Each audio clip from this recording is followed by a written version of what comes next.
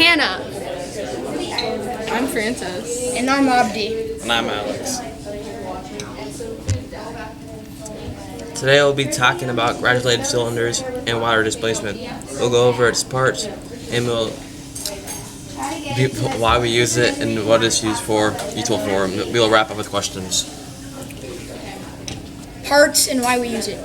The parts of a graduated cylinder includes the tube where everything is held and the stand to hold it up. It also includes the beak, which makes it easy to pour stuff out. There are also measurements labeled on the side to tell you how much liquid is in it at any given point. You might be wondering why we would do this.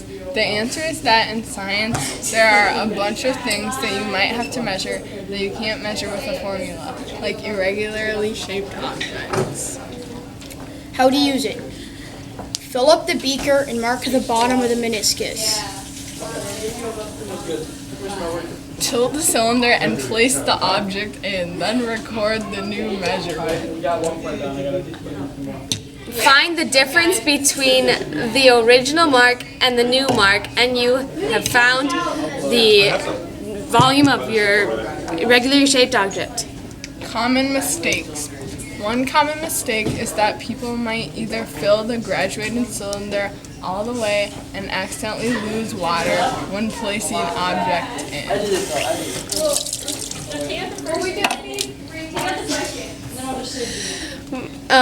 Another mistake would be people not measuring the meniscus, but measuring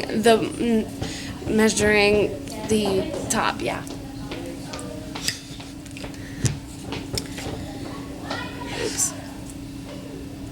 Oops.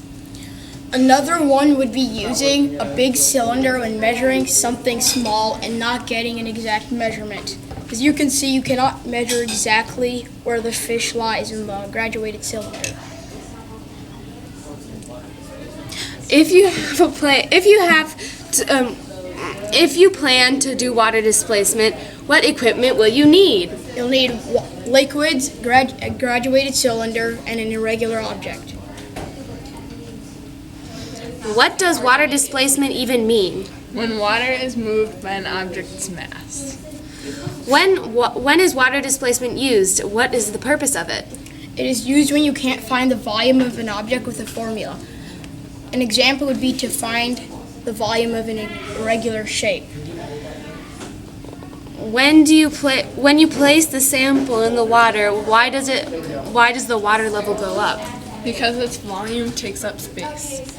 How does one go about doing water displacement? You find the volume of water using the bottom of the meniscus, and then you put an object in. Then you find the difference between where the water was at the beginning and where the water ended up. The difference is the volume of the object you placed in. How do you decide how much water to put in the graduated cylinder to start your water displacement? Just keep going. It needs to be enough to fully submerge the object. Why is it important to use the smallest size graduated cylinder possible when doing water displacement? So you can see even the slightest difference in water level. That's how you use water displacement to find the volume of an irregular shape. Hold on. You're gonna record. Yeah. You stop it. No. Can you cut the last part out? Yeah.